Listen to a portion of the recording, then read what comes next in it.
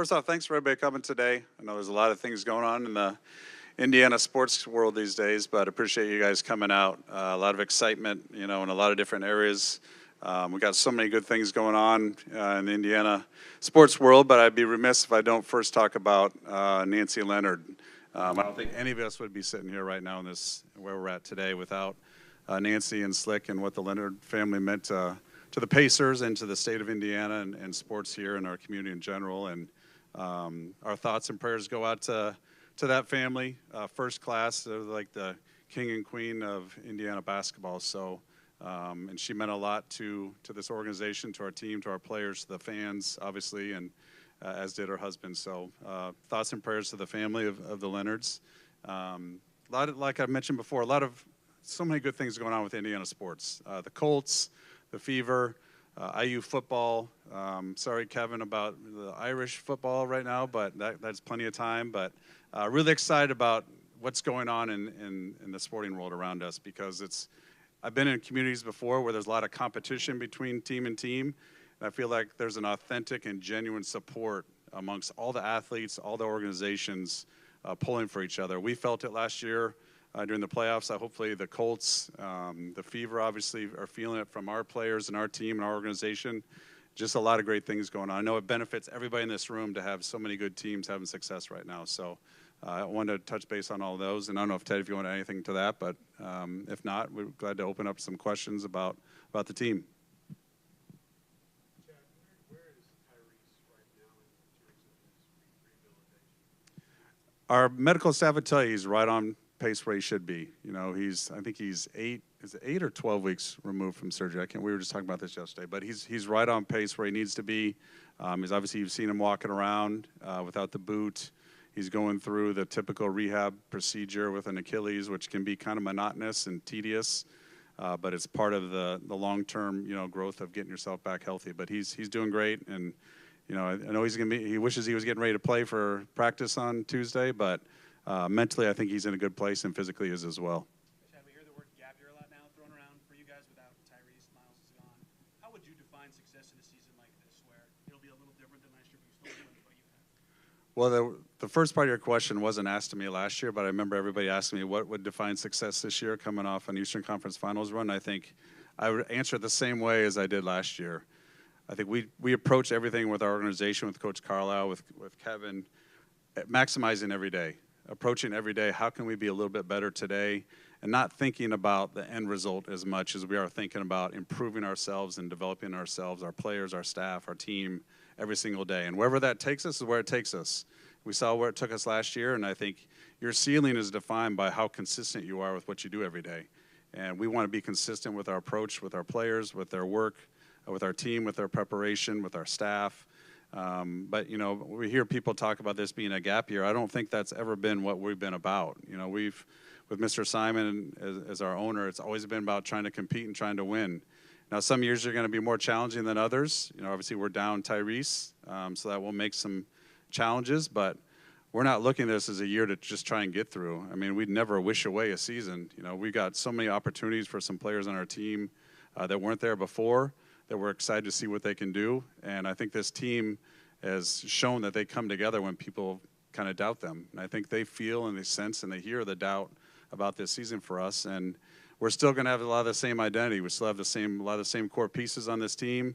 The traits that those guys, bring, what our coaches bring, is still there. So I wouldn't put a limit on anything for this year. But as far as what defines success, I think we want to be playing our best at the end of the year, whatever that takes us to. In what ways do you want to see this team sort of follow the same kind of path, general philosophy, in terms of what you do both on offense and defense? In what ways do you want to see it, and how do you want to see it adapt? What do you want to keep, and what do you want to change on the basis of what you don't have right now? Yeah, I think Coach Carlisle would tell you we want to keep several things that we've been doing for the last multiple years since he's been here, and that's hard play, that's playing together, that's picking up guys full court defensively, playing different than a lot of the other teams in our league are doing. And that's what has been our separator, is the hard play and the kind of different style of play. Now, things that may be a little different are, we don't have Tyrese leading the charge, creating pace. It may be a little different with how we play offensively.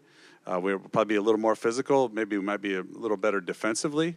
But we're going to have to play a little differently to win. And that doesn't mean we're going to completely change how we play, but there's going to be a different path and maybe a little different style of what we're doing on the offensive end, at least. But I think as a core, who we are is never going to change, regardless of who's out there playing. Coach Carlisle's teams have always been hard playing. They've been tough. They play together. They're extremely well coached and they're extremely well prepared. And you'll see that again this year from this group. How do you see it changing on offense? I mean, I imagine you guys still want to share the ball. I imagine you still want to play with pace when you can. I guess you just have to be prepared for more isolation situations, or what do you think will change on the basis of just the gravity you lose? Yeah, you're losing a ball handler, obviously a primary ball handler with Tyrese. Now we'll be able to slide Drew over to do some of that responsibility, and that creates, minutes for other players on our roster that maybe don't do some of the same things that they're replacing. So, Coach Carlisle is a brilliant coach. He's a Hall of Fame coach. One of his strengths is taking what's given to him and maximizing it. And I think you'll see us play, like I said, probably a little more physical style of game. We'll have the ball in the hands of some other players at times where it was Drew before. Now maybe it's in Benedict, or maybe it's more in Pascal or Aaron or Jarris, whoever it might be. There's opportunity for guys to kind of establish themselves of what they can do to help this team this year, but also moving forward. We're always going to be looking, long term as well. But I think the thing you'll notice differently is probably we won't be playing quite as fast, but we'll still be pushing the ball. But it'll be a little more of a physical, probably execution type team this year. Drew, obviously there's going to be an added emphasis on him. How much confidence do you have in him stepping up this year? I mean, we're big believers in Drew. I think you've seen growth from him every season he's been with us. I think you saw the culmination of a lot of things he can do as a defensive player in the playoffs last year. Some of the players that he was, try to slow down. I think you'll see more of an offensive, growth from him this year. And we're going to put a lot on his plate. Having to be the primary ball handler, whether he's having to guard all these, high-level scores on the other end, we'll kind of defer to what Rick and our staff feels is best on any given night. But I think there's room left that you're going to see him take on the offensive side of the ball. I mean, we saw glimpses of it when Ty's been out in the past, but I think he's ready for this opportunity. He's excited for it. Obviously, he's disappointed that Ty's not out there with him, but he knows this is kind of his chance to really showcase some of the things that he's been trying to work on. And, he's a very, very cerebral player, and he knows how I fit in with the guys around me. Now there's different pieces around him, and he's going to figure it out. And I think he's going to have a tremendous season for us. I'd also add, I think we have a lot of faith and confidence in his ability to lead and his leadership ability there. We're going to need more of that throughout the team with Ty going down. And Drew has had those ability to exhibit that leadership quality, and I think he's going to find his voice more. He's going to be able to kind of control the floor as a floor general and continue to kind of take on that opportunity. Over the summer, he brought all the guards up to Toronto to kind of do a team building event up there. So we're really seeing a lot of steps and growth in his leadership ability. How pivotal of a year is it for Bennett Mathurin, and what's the next step in his growth? Want to answer that? Obviously, a big opportunity for Ben. With the injury to Ty, what that creates for minutes, for the need for scoring, and I think Benedict he's wanted more. Ever since he's been here, he's wanted more. He's a big believer in himself, as you guys know. He's a tremendous competitor, a tough-minded worker, and I think we want to see him fit with the way we play. And we've talked about that in the past. We want to see him really making quick decisions, sprinting the floor, embracing defensive matchups that now may come down to his plate with Drew sliding over and having a more offensive responsibility. And Benedict's ready for all that. I mean, you guys know Benedict. He feels like he can do anything you ask of him, and that's a great quality of him is his confidence. But I think now it's really taken the next step in his fit with how we want to play. And I think this is, he's going to walk into training camp as a starting shooting guard, and that's his spot to earn and to keep. But I think he understands what's expected of him. We've had a lot of communication with him. Rick and our coaches talked to him a lot about what they're expecting from him, and I think he knows it, and he's just got to go out and do it. And I think he's ready to do it. How does that balance change between how Rick talked a lot about that last year, especially in games with Ty missed. He was there were sometimes when Ben was just allowed to be Ben, be in isolation, drive at people, go draw fouls, go get buckets. How does that balance change for him of trying to play the way that fits that you guys want to play long term versus play the way that fits you guys right now in terms of having a guy that can go get you buckets? He's been dealing with that full time. we need Benedict to play his style that suits his strengths, but we need it to help us win. You know, finding that balance of doing what he does well, but within the team frame of what we need him to do for us to be successful. Because you don't want, you know, not that this is Benedict, but there's players who are going to look and see, okay, I scored 22 points tonight. I don't care. I don't look at the win or loss. I just know I played well. And that's not how Ben is. Ben wants to win, but we need his production, his play style to adapt to us that allows us to win games. And I think that's the challenge for a young player is figuring out, okay, what can I do? And then figuring out what can I do that helps us win. There's two separate things there. And we need the winning part to be part of Ben's, you know, approach. And I think he can do it. And I think there's things that he does that we need that we're lacking. And him figuring out when do I do that and when do I play within the system of what we're trying to do is the challenge for a young player. And that's what Ben's going through. And he's still a very, very young player, and his future is still way out in front of him. And we're excited to see what he can do with added, you know, opportunity this year. Speaking of that, how does all of that factor into the decision to extend him or not extend him? Obviously, he's eligible at this point. Yeah, I mean, I think try to keep things, you know, private when it comes to extension talks with, you know, out of respect to the player and the agent. But, you know, we're always evaluating, you know, every player's future with us, and that will be no different with him this season. Chad, how unique was this offseason? Obviously, you played as long as you could. You had seismic moves with the roster and still trying to do all the day-to-day stuff. How was it a challenge for you and your staff? Yeah, I mean, obviously how it ended was created a lot of, you know, new decisions for us, and in the off season, I think, you know, I remember I was standing next to Ted during Game 7, and when Tyrese went down, and we knew what the injury probably was. Is, you know, I looked at Ted, and Ted's just like, "Ooh, this off season is going to be a lot different than we thought it was going to be."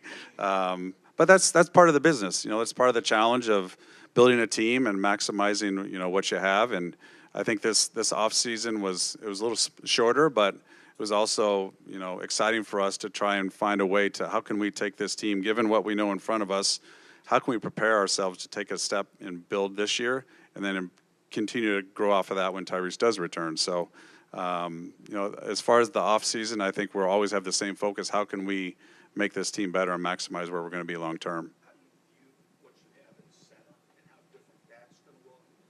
And, you know, are you comfortable with what you have, or do you still need to do some work there? I think it's a great opportunity for the centers that we currently have on the roster to take advantage of what's ahead of them and to see how they can fit into our play style and our team. You know, losing Miles was a loss over this summer, but I think we have a lot of confidence and ability in the centers that we do have on the roster. They all bring a little bit of unique kind of skill set and different attributes. But, you know, a little bit of it is going to be about the injury recovery for Isaiah and James Wiseman. But they've been looking great in the gym. And then Jay, you know, Jay's ability to stretch the floor and his size and his rim protection is something that we're excited to see as well. And Tony has just been providing a stable presence, and, you know, kind of as he stepped in during the Eastern Conference Finals and some in the finals, he's really taken a little bit of a step as well. So we're excited about the opportunity that each of them brings. We understand kind of the hole that's there, but it's a constant evaluation and a little bit of excitement. Have any restrictions on James or Isaiah early back-to-backs for them? And how will watching what they do influence what you can do with Ty's recovery? Yeah, no restrictions as of now. I mean, we'll play it day by day, what our medical staff recommends for both of those guys. You know, James is probably a little further along in his recovery. He obviously had the injury a little before Isaiah. But both those guys are, you know, playing, practicing, you know, going through full, you know, speed, you know, work. And so, but you never know how the body's going to respond. You get in a training camp, it's an elevated workload, higher intensity, and we'll, you know, play it day by day to see how those guys are progressing. What was the off season like for both of you? Maybe Ted could start being in this community and talking to fans, and maybe having them tell you stories of what that run meant to them, and maybe could you share any, you know, experiences you had? I think it's still ongoing. It's not just the off season, but yesterday I was at the doctor's appointment, and, you know, everybody there is talking about Pacers and what the last season has meant. You know, I think I've traveled a bit over the summer, and you go to the airport and you see people wearing Pacers gear, repping it, how excited they were about what happened over the last season and the season before, and how even with what we're about to face this coming season, how excited they are to get Pacers back on and to watch them. So similar to what Chad was saying, this community is so bought in to the Pacers, and it's continued to see that joy and happiness that the team has been able to bring to the community. So that's been exciting, especially as somebody not from Indiana, like to come into the state and the community and to see what it really means to be, a Pacers fan has been awesome. I would second the one comment that I hear a lot that gives me the most pride is when somebody comes up to me and says, "Man, I just loved watching your team play. I loved how they played for each other. They were selfless. They supported. They rooted for each other." That like touches me the most when I hear that, because that's a reflection of what your coach and your culture has built, the product out on the floor when they play that way. I'll give you this one example that sticks with me. I'm out at Vegas Summer League and I'm walking on the concourse between gyms, and I see a mom and a dad with LeBron James Lakers jerseys on, and they have a little probably 4-year-old boy that they're holding hands with, both mom and dad. He's got Tyrese Halliburton jersey on. And I'm like, I went up to that little kid. I'm like, yes. And I said to mom and dad, I'm like, boo. And I'm like, so I thought that I wanted to take a picture of it because I'm like, you never saw that in the past. You would never see, obviously the Lakers are one of the premier teams. And you see their little son with the Pacer jerseys on. So, but love, the response to our players. They've earned that. And hopefully we can continue to build off of that. Where do you think stand with Jarris Walker? As far as just his role on the team? Very important year for Jarris. I think we've seen glimpses of what he can do. I think he understands this is an opportunity for him to step in and provide some defense, some rebounding, some physicality that we know he can do. And he's just got to embrace that role. I think as a young player, you're trying to do a lot of things because you're figuring out, how do I get on the floor? And I think it's better for a young player like Jarris to focus on one or two things that makes you become an important role player, and then you build off of that. And I think Jarris had an awesome day today. The guys were just playing pickup, just unorganized pickup ball, and he was phenomenal today. And I think that's stacking good days on top of each other is important. Our coaches want to see that. But we have a real role for somebody to step in there and be a night-to-night, big winged defender, big-bodied winged defender. And Aaron can do that, certain matchups. There's certain matchups where he's just a little small.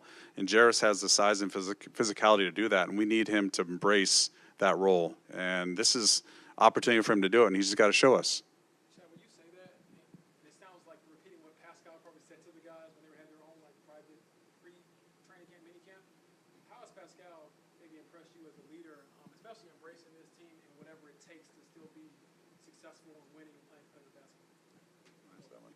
Yeah, I mean, when we acquired Pascal, he was a world champion, and we were be able to bring that experience and leadership to the guys. And I think our players really resonated with that. And he's just continued to step up over and over again since day one that he's been here to take on that leadership role and that winning culture and to bring that over to Indiana. This is I think it's the second year in a row he's done this Orlando workout. He's gotten all the players down there, welcomed them to his home and invited him to, into his life. And, our guys really respond to that, that type of a leader, and it's just been exciting to see him be able to embrace that role, to embrace that voice, and to continue to build on it.